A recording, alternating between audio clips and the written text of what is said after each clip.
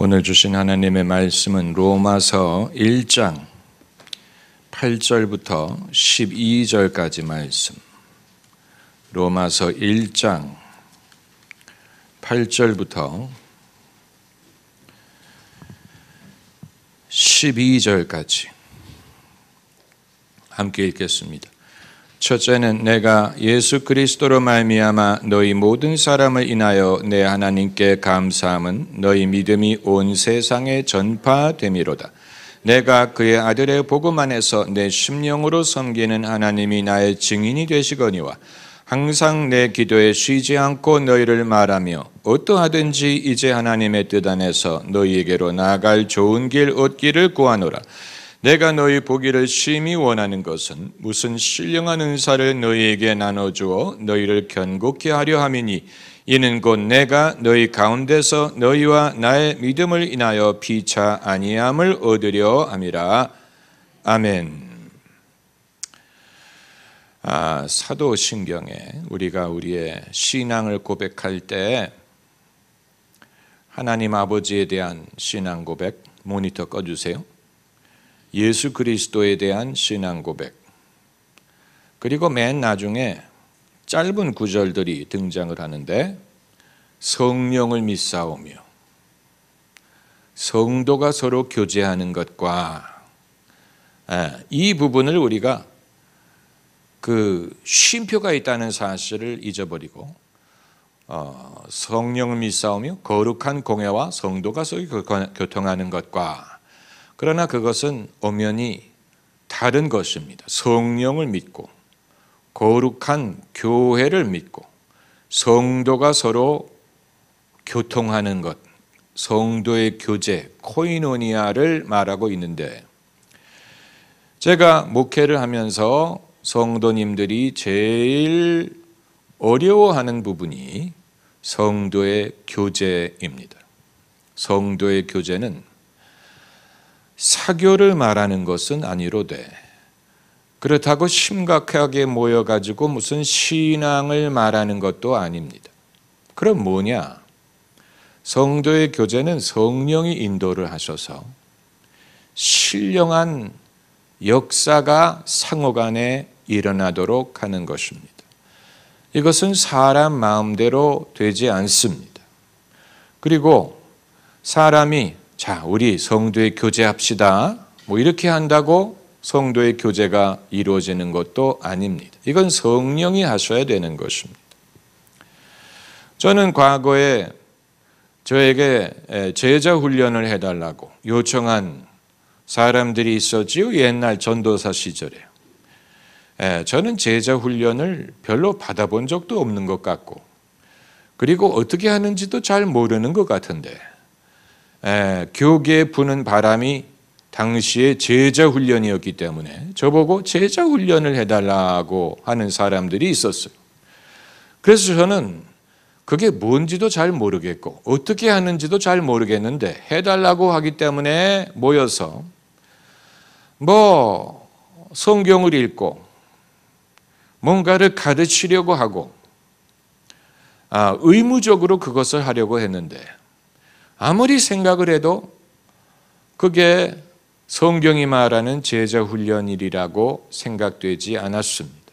반대로 어떤 성도들은 제가 의도적으로 제자 훈련을 하려고 하는 것도 아니고, 또 당사자가 저에게 훈련을 해달라고 부탁한 것도 아니지만, 만나면 의도하지 않았는데 자동적으로 영적인 역사가 일어나는 것을 경험하는 사람들이 있었어요. 그러니까 은혜를 받는 거예요. 은혜를 받고, 본인이 은혜를 받고, 대화 중에 성령이 제 말을 주도하시고 그 사람에게 필요한 말을 전하게 하시고 자연스럽게 은혜를 받는 것을 경험했습니다. 그리고 신기하게 생각했습니다. 왜 누구는 나에게 공식으로 제자 훈련을 시켜달라고 해도 그게 안 이루어지는데, 왜 누구는 우리가 약속해서 모이는 것도 아니고 그렇게 의도한 것도 아닌데 자연스럽게 은혜를 끼치는 일이 일어날까? 신기한 일이. 그래서 제가 생각한 것은 교회가 제자 훈련이라는 프로그램을 만들어서 하나의 제도로 만든 것이 실책일 수 있다고 생각했어요.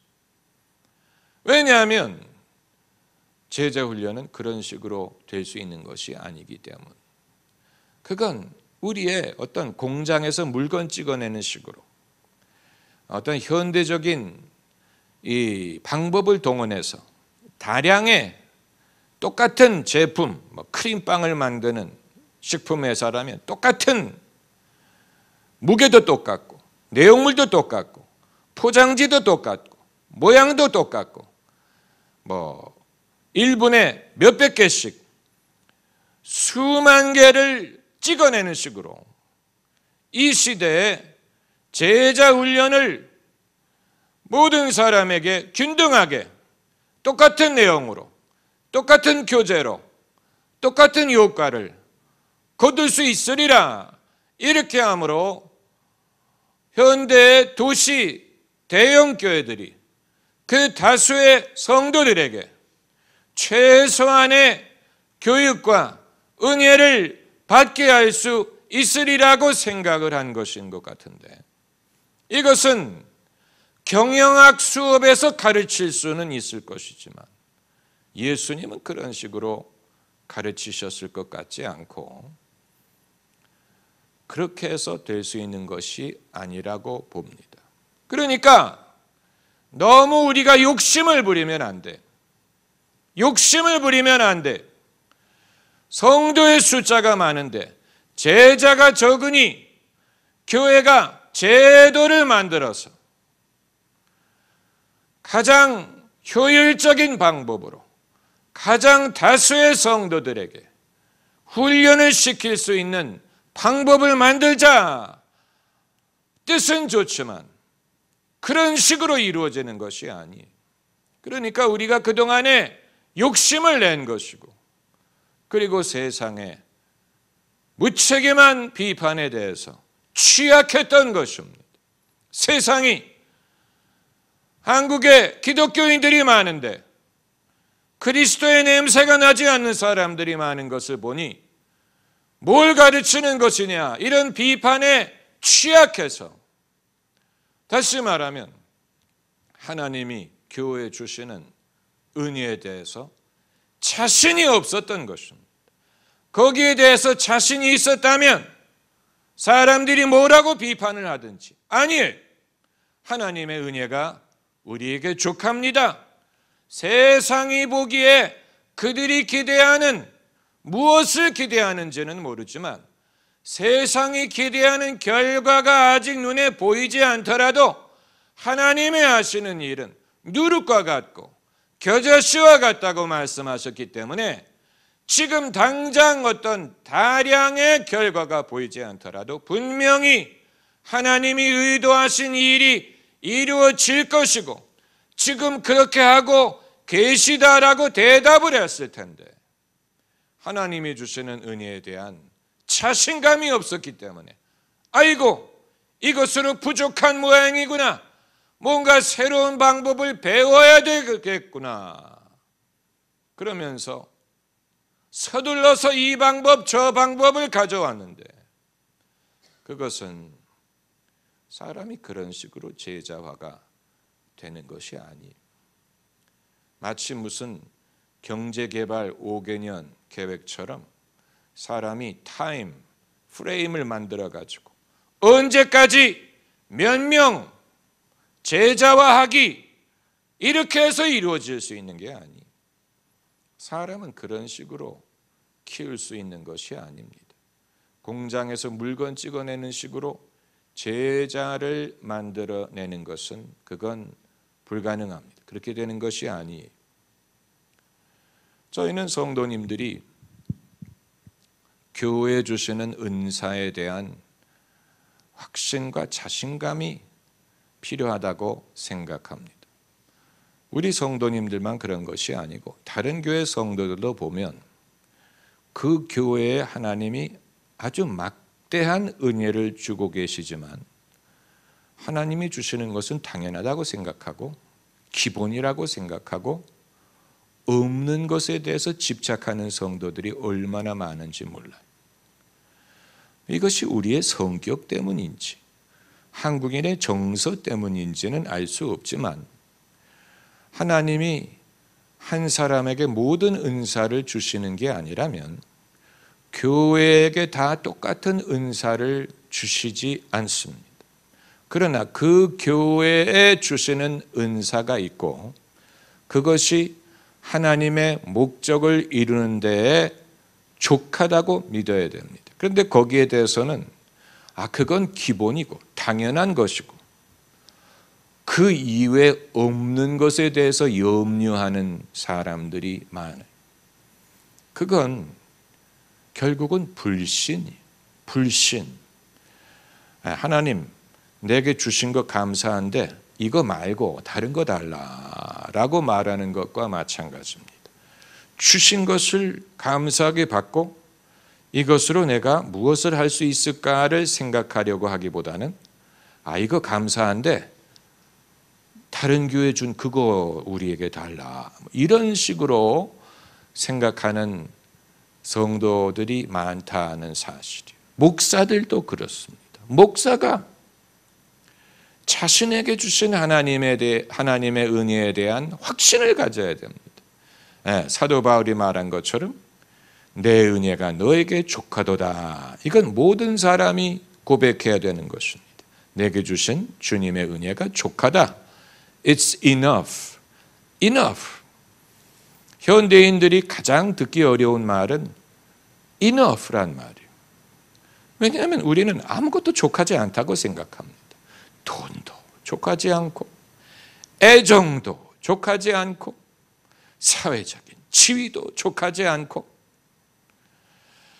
배우자가 내게 해주는 서비스도 족하지 않고 자식들 놈이 내게 해주는 것도 족하지 않고 도대체 족하지 않은 것 천지. enough란 말은 아주 좋은 말이 족하다. 족하다. 그러나 하나님의 은혜에 대하여 족하다라고 생각하는 사람들은 별로 없고 뭔가 중단하면 전진 이런 어떤 사고방식으로 계속 전진해야죠. 계속 성장해야 되지 않습니까? 계속 나아져야 되지 않겠습니까? 라고 족하다는 생각을 하지 못하고 늘 세상의 어떤 프로덕션 라인에서 동원하는 그런 사고방식을 가지고 경영 마인드, 사업체를 경영할 때 사용하는 어떤 그런 식으로 영적인 발전도 그런 식으로 이루어지리라고 생각을 하는 것 같은데 아마 그런 분들은 100년이 지나도 하나님의 은혜가 족하다고 고백하지 못할 것입니다. 그러니까 이 수년 전에 여성셀에서 교재로 사용하던 그 교재가 있었지요. 그 교재가 가르치려고 했던 가장 중요한 것은 하나님이 지금 내 삶에서 하고 계시는 일을 발견하는 것이었어요. 그게 하나님의 뜻을 아는 것이다라고 했습니다. 하나님의 뜻을 안다는 것은 무슨 신비한 경험을 통해서 전혀 상상하지 못했던 그런 어떤 희한한 예언을 듣는 게 아니고 지금 나의 삶에서 하나님이 하고 계시는 일을 발견하는 것, 그것이 하나님의 뜻을 아는 것인데 다수의 사람들은 지금 나의 삶에서 하나님이 어떤 일도 하고 계시리라고 생각을 하지 않습니다. 당연히 그럼 하나님이 하시는 일을 알 수조차 없죠. 하나님이 지금 내 삶에서 어떤 일을 하고 계시느냐. 그렇기 때문에 뭔가 계시나 어떤 예언을 받기를 원하는 분들은 여러분의 골방에 들어가서 욕심을 버리고 허영을 버리고 허탄한 미련한 생각을 버리고 도대체 지금 내 삶에 하나님이 하고 계시는 것이 무엇일까를 묵묵히 생각해 봐야 됩니다. 일단 그것을 인정하고 들어가야 됩니다. 하나님은 지금 나와 함께 계시고 일하고 계시고 무슨 일을 하고 계시느냐를 찾아야 됩니다. 그것을 발견하면서 나를 향한 하나님의 뜻을 알게 되는 것입니다. 이것은 우리가 상상하는 것처럼 아주 신이 나고 흥분되지 않을 수 있지만, 그러나 의외로 하나님은 상당히 중요한 일을 하고 계십니다. 이건 믿음을 기초한 대화가 좀 더 필요합니다. 저는 몸이 두 개라도 아마 성도님들과 이런 일을 다 하지 못할 것입니다. 그러나 시작은 할 수 있습니다. 불을 붙여줄 수는 있어요. 불을 붙여드릴 수는 있어요. 그러나 그걸 가져가서 그 불을 키우는 것은 여러분의 몫입니다. 우리가 다 같이 똑같은 밥을 먹고 똑같은 말씀의 꼴을 먹는데 왜 성도들마다 신앙의 성장의 속도가 다르냐? 이건 중요한 일입니다. 다 똑같이 젖을 먹는데 왜 어떤 아이는 성장이 더디냐? 그건 뭔가 몸이 건강하지 않다는 얘기. 무슨 소화불량이 있다든가 영양분을 흡수하지 못한다든가 무슨 뭔가 건강하지 못하다는 얘기. 저는 성도님들이 좀 더 공부했으면 좋겠다, 좀 더 가르쳐 주세요 라고 말하는 분들은 내가 도대체 얼마나 더 가르치면 성도가 원하는 만큼을 가르칠 수 있도록 도대체 뭐를 가르쳐 주기를 원하느냐? 내가 신학을 가르쳐 주기를 원하느냐? 성경이 과연 하나님의 말씀인지를 우리가 증명해 주기를 원하느냐? 도대체 무엇을 배우기를 원하느냐? 그렇게 많이 배우면 당신에게 어떤 변화가 일어나리라고 기대하느냐? 궁금하게 생각합니다. 그러니까 본인의 신앙이 더 성장하지 않는 이유가 충분히 배우지 않기 때문이라고 생각을 한다면, 그럼 우리가 다 같이 똑같은 밥을 먹고 사는데 왜 당신만 배가 고프냐? 왜 당신만 영양실조라고 생각하느냐? 그 문제가 있는 거예요. 은혜를 쉽게 받지 못하는 거예요. 은혜를 은혜로 받아들이지 못하는 거예요. 그건 대책이 없어요. 도리가 없어요. 은혜를 은혜로 받지 못한다면 본인이 받아들일 수 있는 은혜를 보여줄 수 있는 데를 찾아야 되겠죠. 그러니까 금요 심야 기도에도 한 예지만, 여러분 우리처럼 이렇게 집중적으로 찬양하고 기도하고 성령의 인도를 받아서 집회하는 교회가 그렇게 많지 않아요. 대한민국에도 그렇고 전 세계적으로도. 주님이 엄청난 은혜를 주시는 거예요. 그러나 그게 은혜라고 생각하지 않는 성도들도 많을 거예요. 금요 심야 기도회 갔더니 기도를 엄청 길게 해. 나 졸려서 죽는 줄 알았어. 은혜를 은혜로 받아들이지 못하는, 그럼 도리가 없어요. 그런 분에게 자 우리 은혜 받기 위해서 성경 공부해 볼까요? 그렇게 해가지고 되는 게 아니에요. 주님이 저를 통해서 주시는 은혜를 은혜로 받을 수 있는 분은 믿음이 성장할 것이고, 그게 뭔지 모르고 그게 왜 중요한지 모르는 분은 도리가 없는 거예요. 그건 도리가 없는 거예요. 아무리 하나님이 뜨거운 은혜를 부어주셔도 그게 뭔지 모르고 그게 왜 중요한지 모르고 치루하고 그거 말고요 목사님 성경 공부 좀 합시다. 그런 분들은 성경을 배워서 뭐하게, 하나님을 알기 위해서 성경을 배우는 것 아닙니까? 그럼 하나님이 우리로 하여금 당신을 알 수 있는 기회를 주시는데 그건 기회로 받아들이지 않고 내가 하나님을 알려면 뭔가 좀 더 공부를 해야 되나 봐. 공부하는 목적이 무엇입니까? 공부하는 목적이 무엇입니까? 성경을 배워서 뭐 하겠습니까? 성경을 배워서 하나님을 더 알게 하기 위한 것인데, 하나님을 알 수 있는 기회를 환영해야죠. 하나님을 경험할 수 있는 기회를 환영해야죠. 그러나 그게 뭔지 모르고, 그게 왜 중요한지 모르고, 오래전에 저희 교회에서 아동들, 어린이들을 위한 집회를 한 적이 있습니다. 제가 집회를 열고 내가 직접 어린이들에게 설교를 하고 은혜를 받을 수 있는 기회를 줘야 되겠다 해서 이제 찬양팀을 동원하고 뭐 그렇게 해가지고 이제 그 집회를 했는데, 제가 맨 앞자리에서 열심히 이제 찬양을 하고, 그 집회가 그렇게 쉽게 되는 건 아니에요. 은혜로운 찬양 분위기를 만드는 게 굉장히 어려웠어요. 도대체 그 녀석들이 찬양을 하려고 하지 않아요. 도대체 선생님들이 뭐를 가르쳤는지 알 수 없지만 찬양을 안 해. 얼마나 그 어려운 분위기인지 몰라. 그래서 그래도 억지로 이제 열심히 하려고 하는데, 제 옆에 있던 녀석이 저보고, 저 이거 안 하면 안 돼요? 그래서 너 그럼 여기 못 하러 왔냐? 니네 엄마가 너 여기 왜 보냈냐? 도대체 너 여기 왜 왔냐? 이거 안 하면 안 되니?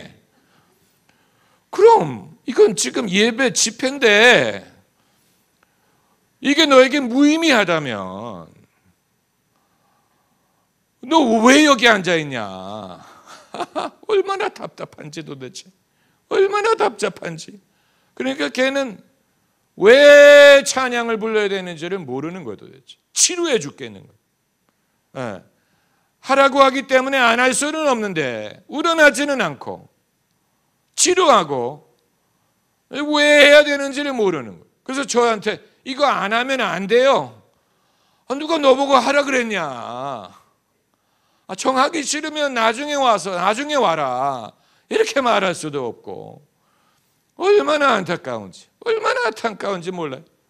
만일 누가 여러분에게 집사님, 권사님, 저 이거 안 하면 안 돼요 라고 물으면 안 해도 돼. 끝나면 그때 와. 이렇게 대답하세요. 하고 싶지 않은 거 억지로 해야 되는 거 아니야. 너에게 의미가 없으면 의미가 될 때까지 기다려. 설교 시작할 때 그때 와. 그래도 돼. 이렇게 보내세요. 의미 전달이 안 되는 것을 억지로 함으로 신앙을 갖게 되는 게 아니에요. 제 경험에도 그래요.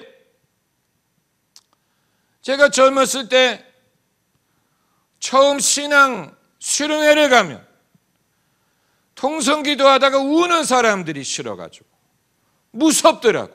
기도할 때 우는 사람, 쟤네들 왜 우냐? 멀쩡하다가 기도만 시작하면 막 울어요. 그게 저에게는 굉장히 이상하고 무서웠어요.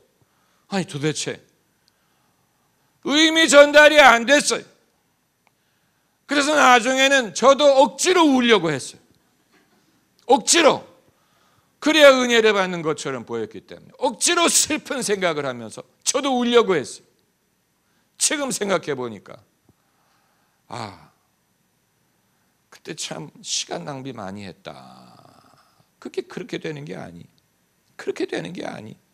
하나님의 은혜를 그렇게 받을 수 있는 게 아니. 하나님이 그런 걸 요구하시리라고 생각하지 않아. 하나님은 그런 하나님이 아니에요. 저는 찬양의 은사를 받기 전까지는 예배 시간에 찬송 부르는 시간이 제일 지루했어요. 그렇게 지루할 수가 없어요. 그렇게 지루한 노래를 4절까지 부르는 것을 이해할 수가 없었어요. 그리고 목소리가 올라가지를 않았어요. 목소리가 올라가야 기분이 좀 날 텐데 목소리는 안 올라가니까 찬송가에 있는 대로 베이스를 부르는 거예요. 거룩 거룩 거룩 존귀하신 주님, 이른 아침 우리 주를. 아이고 지루해. 전혀 신이 안 나는 거예요. 이걸 억지로 거룩 거룩 거룩 전능하신 주님, 이른 아침 우리 주를 찬송합니다. 노래를 아주 힘을 내서 불러야 신이 나는데 목소리가 잘 안 올라가고, 당연히 주일 아침에는 아침을 안 먹고 왔고 몸에 힘이 없고 짜증은 나고 찬송 부르는 시간처럼 지루한 시간이 없었어요. 그런데 왜 집회마다 그렇게 찬송을 길게 부르는지. 그러는데 제가 찬양의 은사를 받고 나니까 찬송하는 시간이 얼마나 즐거워지는지, 얼마나 신이 나는지, 얼마나 기쁨이 되는지. 그때부터는 찬양 시간만 기다렸어요. 그러니까 억지로 되는 게 아니. 억지로 되는 게 아니. 목사님은 찬양의 은사를 어떻게 받으셨습니까? 신비하게 받았어요. 기숙사에서 찬양 테이프를 무심코 틀어놓고 있었는데 어떤 한 곡이 처음 듣는 곡, 어떤 한 곡을 연주하기 시작하는데 갑자기 몸이 기뻐지면서 제가 의자에서 일어나서 그 곡을 듣고 춤을 추기 시작했어요. 기숙사 방에서 막 춤을 추기 시작했어요. 너무 기뻐서. 그때부터 찬양이 기뻐지기 시작했어요. 그때 성령께서 저에게 찬양의 옷을 입혀주시고, 그래서 제가 찬양 시간을 제일 기뻐한 것뿐만이 아니고 그때부터 찬양을 인도하기 시작한 거예요. 그때부터 찬양 인도를 하면 성도들이 은혜를 받더라고요. 참 신기한 일. 그전에는 찬양처럼 지루한 게 없었는데 은혜를 받고 나니까 그것처럼 기쁜 일이 없어요. 지금까지도 찬양 인도를 제가 직접 하면서 예배를 인도하고 있지 않습니까? 그 이유는 제가 그 은혜를 받았기 때문이고 그게 얼마나 귀중하다는 것을 알기 때문입니다. 이 성도의 교제는, 그러므로 성도의 교제는 뭐냐? 성도의 교제, 우리가 성도의 교제하는 법을 몰라요. 성경 말씀에 오늘 본문 11절에 내가 너희 보기를 심히 원하는 것, 한번 따라보세요. 심히 원하는 것. 성도 만나기를 심히 원하는 마음이 생겨야 돼요. 바울이 로마의 성도들을 만나기를 심히 원했다. 이건 그냥 듣기 좋으라고 하는 말이 아니고 그의 진실을 말하는, 제자 훈련이 이루어지려면 누구를 만나려는 마음이 심히 생겨야 돼. 누구 만나? 아무개 집사 만나고 싶다. 대화하고 싶다. 누구 신방하고 싶다. 누구를 만나고 싶은 마음이 심히 생겨야 돼. 바울에게 왜 이런 마음이 생겼느냐? 내가 너희 보기를 심히 원하는 것은 무슨 신령한 은사를 너희에게 나눠주어 너희를 견고케 하려 함이니. 바울이 신앙적인 스승이 될 수 있는 이유는 신령한 은사를 나눠줄 수 있기 때문에. 왜 로마의 성도 만나기를 심히 원했느냐? 그들에게 신령한 은사를 나눠주고 싶기 때문에. 성도의 교제는 무엇이냐? 사람을 만났을 때 신령한 은사를 나눠주는 것, 그게 성도의 교제예요. 그리고 이것은 억지로 되는 게 아니, 의무적으로 만나서 되는 게 아니고 하나님이 은혜를 나눠주시고자 할 때는 누구를 심히 만나고 싶은 마음이 생겨요. 그럼 만나고 싶은 마음이 안 생기면 안 만나도 된다는 얘기입니까? 그럴 수는 없죠. 목사가 누가 신방을 요청할 때 항상 가고 싶다, 그런 마음이 생겨서 가는 건 아니, 의무적으로 가요. 와달라고 했기 때문에 의무적으로 가요. 옛날에 우리 여전도사님이 계셨을 때는 그분이 이제 과거 교회의 습관으로, 제가 예를 들어서 7시에 신방인데 6시 55분이죠. 전화가 와요, 저한테. 그분이 저한테 전화하는 거예요. 목사님 지금 어디 계시냐고. 그래서 저는 일부러 안 받아요. 지금 내가 시간에 급해 죽겠는데 저쪽에서 이제 재촉하는 거예요. 목사님 어디 계시냐고. 1분 전에 또 전화가 와요. 그래서 제가 다시는 신방전에 나도 지금 가고 있으니까 전화한다고 일찍 가는 거 아니다. 제발 좀 재촉 좀 하지 말라. 그래가지고 의무적으로 갈 때만 오라고 했으니까 할 수 없이 가야죠. 그런지 이제 그래서 억지로 만나가지고 뭐 할렐루야, 뭐 하나님의 은혜가 함께하시고 뭐 그런 게 아니고 대화를 나누다 보면 이제 슬슬 마음이 녹아지기 시작하고 이분한테 이런 사연이 있었구나. 그러니까 그분이 그냥 괜히 와달라고 한 게 아니고 뭔가 이제 자신의 아픔이라든가 기도 제목이라든가 이런 것을 듣노라면 이제 제 마음이 녹아지기 시작하고 긍휼히 여기는 마음이 생기기 시작하고 뭔가 그 성령이 동하시는 것을 느낄 때가 있지요. 그러나 애초부터 제가 누구를 만나고 싶다 해가지고 신방을 하는 경우보다는 누가 와달라고 해서 하는 경우가 많죠. 그러나 사도 바울은 그런 면에 있어서는 훨씬 더 자유로운 사람이었다고 생각이 됩니다. 그러니까 누구를 보고자 하는 간절한 마음이 생기는 것이 성령의 인도라는 것을 인정했다는 얘기. 그런 마음을 내게 주시는 것은 뭔가 주님이 신령한 은사를 나눠주고자 합니다. 그러니까 신앙의 스승은 누구냐? 신령한 은사를 나눠줄 수 있는 사람이 은사. 신령한 지식을 나눠주는 게 아니에요.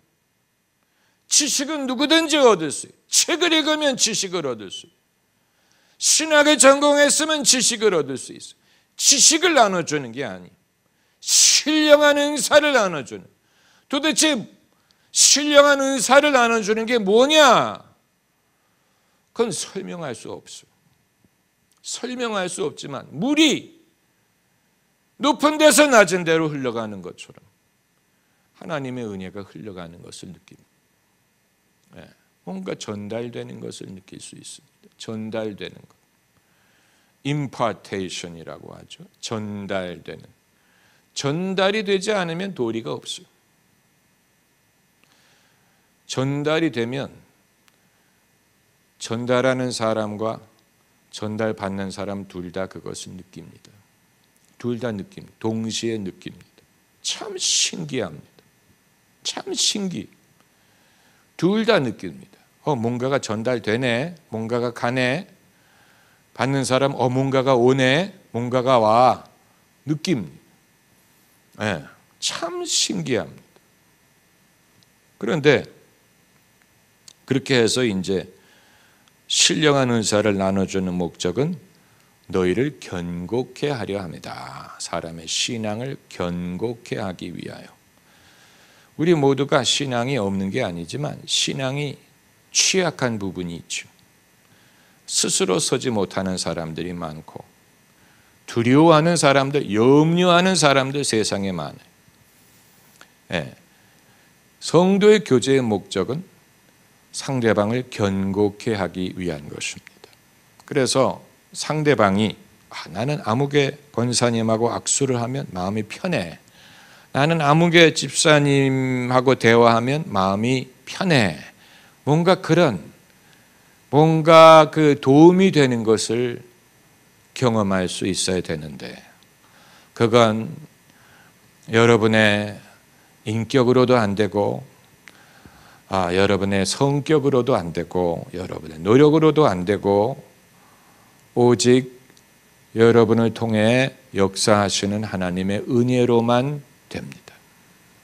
정말로 기도발이 있는 사람, 정말로 영발이 있는 사람을 어떻게 아느냐?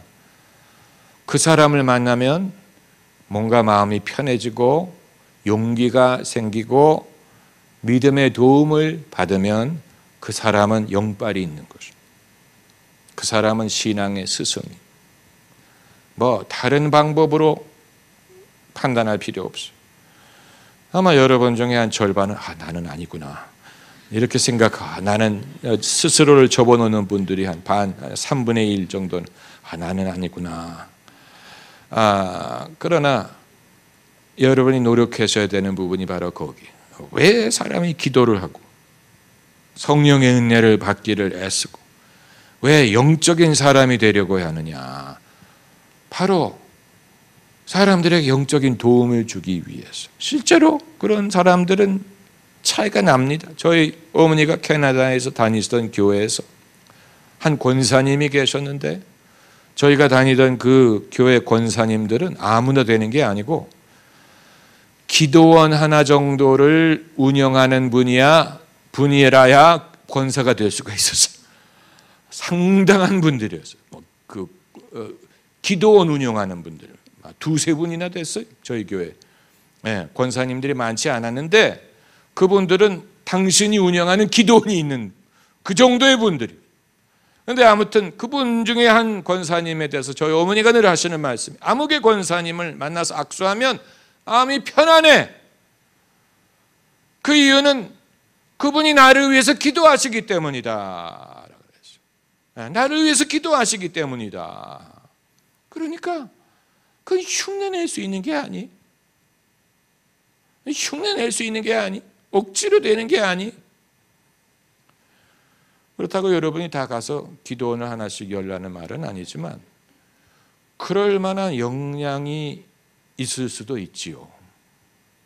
그럴 만한 역량이 있을 수도 있지 않겠습니까? 강남 구국 기도원 하나씩 차릴 수도 있지요. Why not? 기쁜 소식 강남 구국 기도원 그럴 만한 역량을 갖기를 소원해야 된다는 말씀을 드리는 것입니다. 그럴 만한 역량을 가져야 됩니다. 그런데 성도의 교제는 일방적인 것이 아니에요. 그냥 사도 바울은 로마 교인들에게 신령한 은사를 나눠주고 그리고 할렐루야 아멘 나중에 또 봐요 이게 아니고 이게 이제 사도 바울과 우리의 차이죠. 우리가 성도의 교제를 나누는 법을 모른다고 말씀드리는 이유가 바로 여기 있습니다. 12절에 그가 말하기를 이는 곧 내가 너희 가운데서 너희와 나의 믿음을 인하여 피차 아니함을 얻으려 함이니라. 이게 그냥 듣기 좋으라고 하는 말이 아니에요. 사도 바울은 실제로 피차 아니함을 얻었어요. 일방적인 게 아니에요. 그러나 우리는 내가 할 일을 마치면 문을 닫고 집으로 돌아가는 데 문제가 있는 거죠. 근데 사도 바울은 돌아갈 집이 없었어요. 그는 가족이 없었고 처자식이 없었고 성도들이 그의 가족이고 친구였기 때문에 집회가 끝나더라도 그들과 계속 교류했을 거라고 봅니다. 그렇기 때문에 일방적인 것이 아니고 피차 안위 받을 수가 있었다는 이유. 대다수의 사람들은 피곤해서 어떻게 그걸 할 수 있습니까? 예배가 끝나면 피곤해서 집에 가서 쉬고 싶지 어떻게 남아서 성도들과 대화하고 피차 안위를 받을 수 있겠습니까? 이게 진짜 성령 충만한 사람의 차이죠. 성령 충만한 사람은 신체의 필요함에 좌우되지 않아요. 그러나 우리 대부분은 신체의 필요함에 좌우돼요. 그래서 이제 피곤해. 오늘은 여기까지야. 나 이제 집에 가서 인터넷 해야 돼. 이런 식으로 나만의 시간을 필요로 하지 않습니까? 뭔가 나도 쉬어야 된다라는 말을 하지 않습니까? 여러분 그런 말 하십니까? 나도 이제 좀 쉬어야 돼. 사도 바울은 그런 것 같지 않아. 그래서 집회가 끝난 다음에 개인이 쉼을 갖는 게 아니고 계속 성도들과 교류를 나눴던 것 같아요. 왜냐하면 사도 바울은 그게 자신의 삶이었기 때문에 무슨 개인의 삶을 갖고 있었던 게 아닌 거거든요. 개인의 집이 있었다든 가족이 있었다든 뭐 아내가 집에서 기다리고 왜 안 오느냐 바가지를 긁었다든 그게 아니. 돌아갈 데가 없어요. 성도들이 가족이. 그래서 집회가 끝나고 예배가 끝나도 성도들과 같이 밤새 대화하고 그래서 피차 안위를 얻을 수 있었다라는 이게 진짜 성령 충만한 사람이에요. 우리가 성령 충만에 대해서 아직 배워야 될 부분이 많은 이유가 여기에 있습니다. 우리는 신체적으로 피곤해진다든가 정신적으로 피곤해지면 더 이상 영적으로 이렇게 감흥이 안 올 수가 있어요. 그러나 성령은 거기에 구애를 받지 않으십니다. 구애받지 않으십니다. 그래서 예배 끝난 다음에 한 번 더 예배 드리자. 얼마든지 가능합니다. 네, 성령. He's always ready. Always fresh. 한 번 예배 드리고 이제 집에 가가 아니고 우리 다시 한번 실제로 이 중국의 그 지하교회 기독교인들이 목사님들을 초청해서 설교를 들은 다음에 한 번만 더 해달라고 그런대. 한 번 더 하지 또 해달라고 그런대. 그래가지고 설교를 몇 시간을 한대. 왜 그런지 아세요? 성령이 하시는 일이기 때문에. 우리는 너무 좀 이제 오늘 여기까지. 목사님 30분 지났어요. 마치 어떤 스케줄에 맞춰가지고 해야 되는 것 같은 그런 생각을 하고 있는데 진짜 성령 충만한 사람, 성령 충만한 사람의 성도의 교제 그것을 통해서 이루어지는 신령한 역사 그것을 가능하게 하시는 하나님을 의지할 수밖에 없는 것입니다. 할렐루야. 기도하십시다.